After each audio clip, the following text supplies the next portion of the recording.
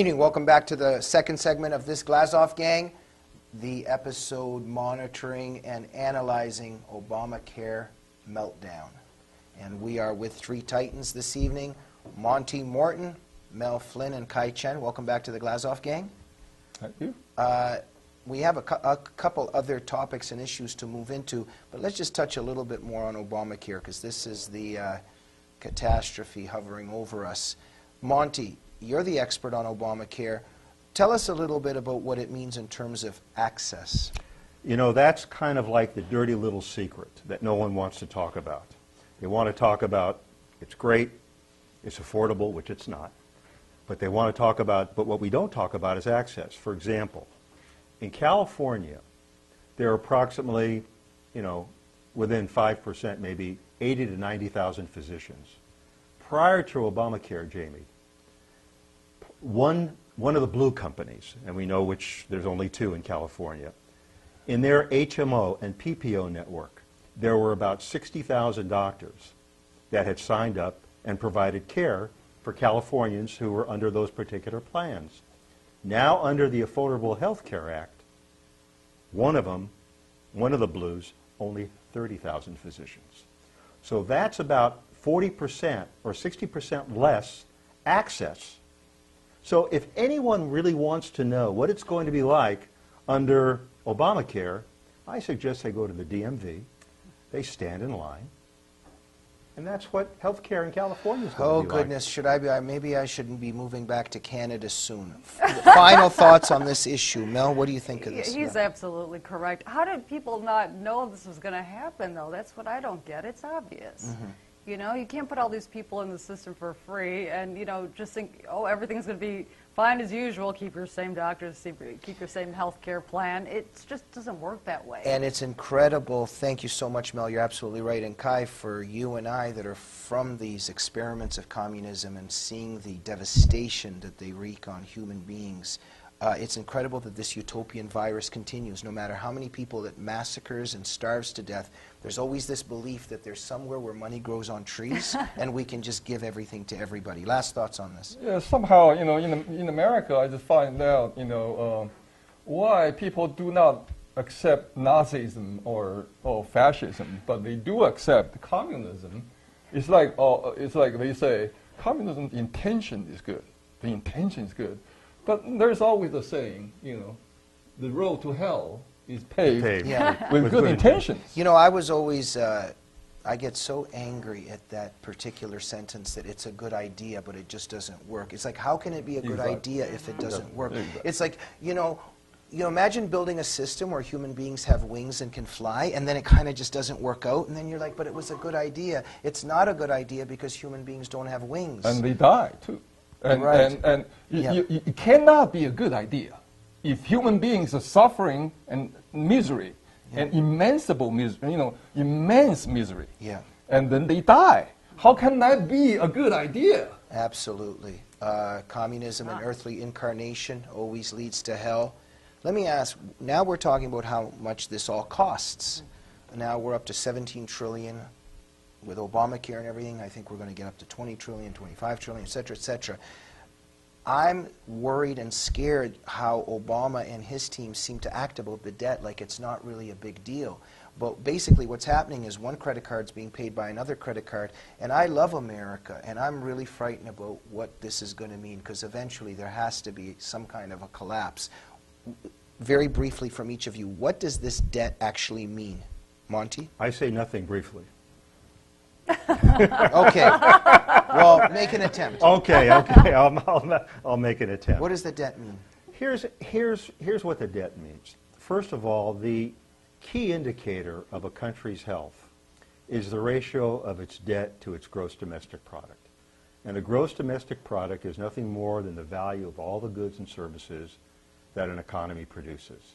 And just to give you like a baseline, we're all familiar with Japan, and they've had about 2 decades of malaise and how they kind of try to spend themselves out of recession. Well, their debt to GDP is over 200%, and they still haven't recovered. We hear about what's called the acronym, the PIGS countries in Europe, Portugal, Italy, Greece, and Spain. those countries have debt probably between 150 to 200% of what their annual gross domestic product is. The United States, we used to be at about 60 or 65%.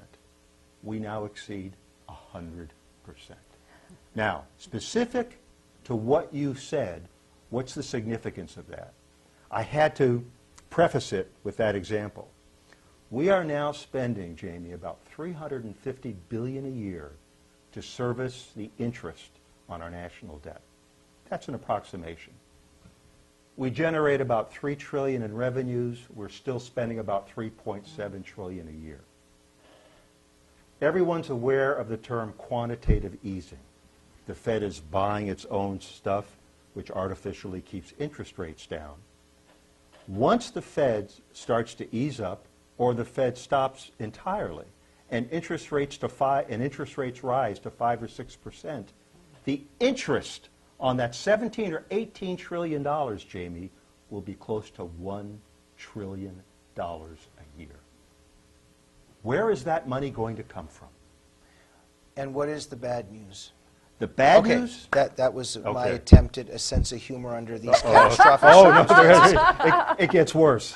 Mel, your thoughts on this debt, and how can it possibly be that this assumption continues with the Democrats and Obama? I mean, everybody thought that the Republicans were the bad guys right now in terms of the shutdown. They're basically saying we need to stop spending. Why can't we stop spending? Because of this.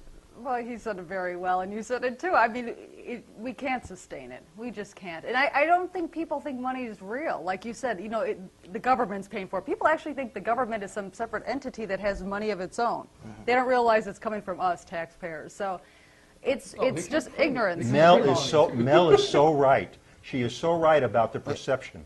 Okay, just finish. Yeah. Yeah. So I mean, our kids and our grandkids are going to be. Is paying it the and trying to pay off stupidity? the It's debt. the stupidity of the It's American ignorance. people. Yes, it is. But it's simultaneously the brainwashing and indoctrination from the left and those that are in power. Kai? Oh, yeah. There's a phenomenon in China called dynastic cycles. The dynasty build up, and the first emperor, then they fall down. I'm afraid, America is going toward that way if they don't wake up from the lies. Because how dynasty dies, because the lies piled upon lies. There has to be a God. So if there's no God, people can lie forever. But why, when you build lies upon lies, then eventually collapse? Mm-hmm. China's dynastic cycle proved that. Mm-hmm. And you cannot last, with lies.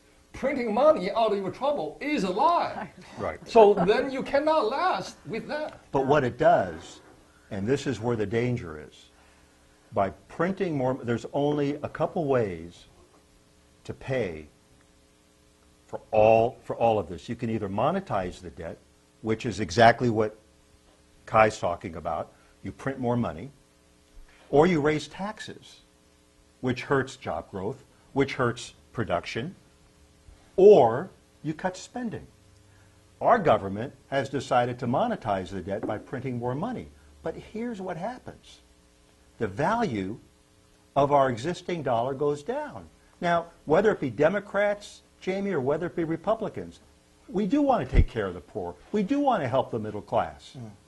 But the biggest enemy is rising prices. Mm-hmm. And when you devalue the dollar, prices rise. Right. Mel, last thoughts on this? Yeah, and that hurts the poor and the middle class. But it's going to hurt the poor more than anybody. So they think they're helping them, but they're indeed not. And it's incredible how the left postures as the rescuer of the poor. And yet what Obama's doing is a war on the poor and the middle class and on minorities, et cetera, in terms of this ignorance, also in terms of the historical amnesia that we suffer in our society. Let me turn on Chen for a minute.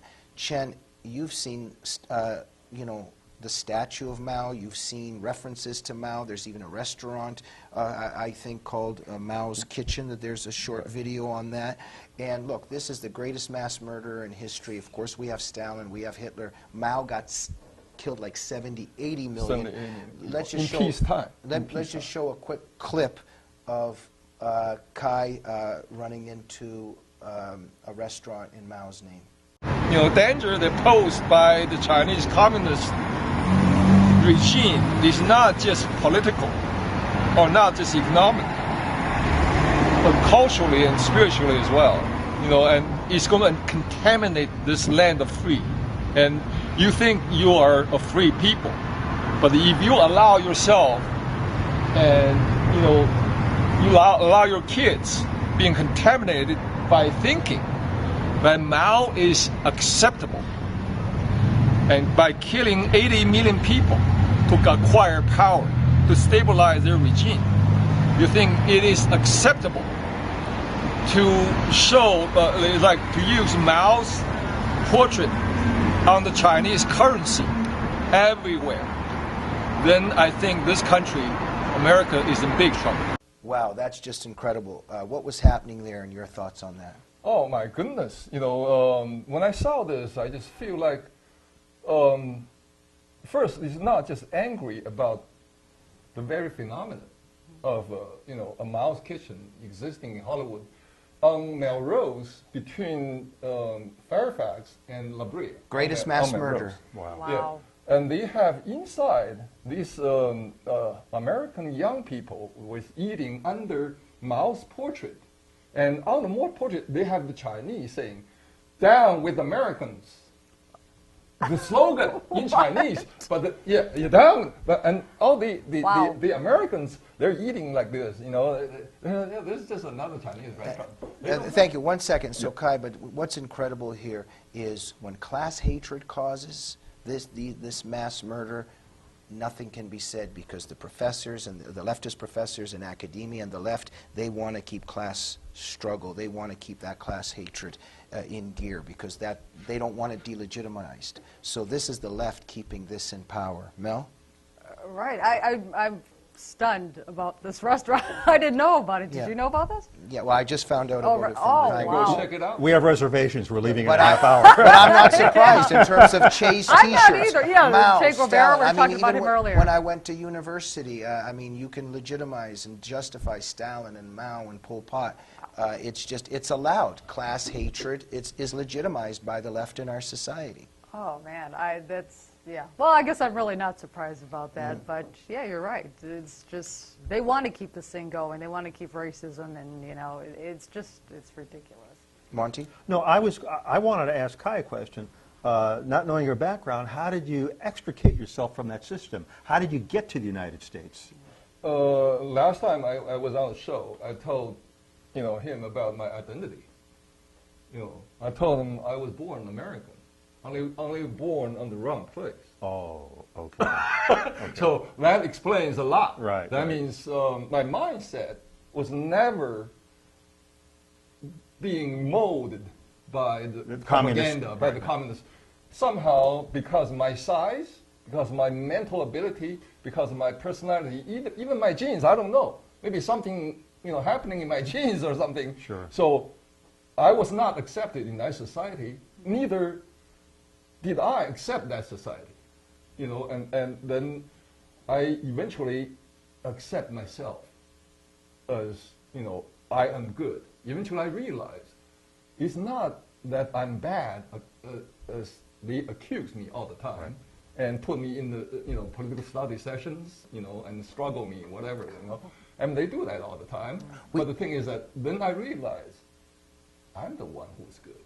They are evil. Right. Thank you, Kai. Thank you for being such a testament to freedom in our society and reminding us of the evils of communism and socialism.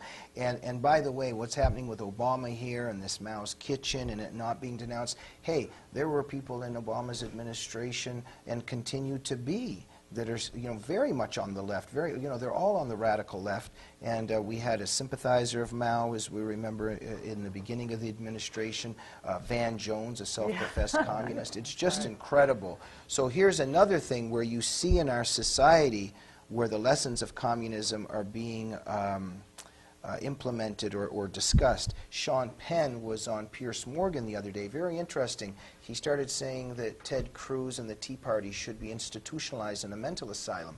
I come from a totalitarian regime where dissidents were put into psychiatric hospitals by the Soviet regime and force-fed narcotics and tortured in all kinds of ways. In some ways, this is the same virus here. They want to institutionalize political opponents, and this is being verbalized by Sean Penn.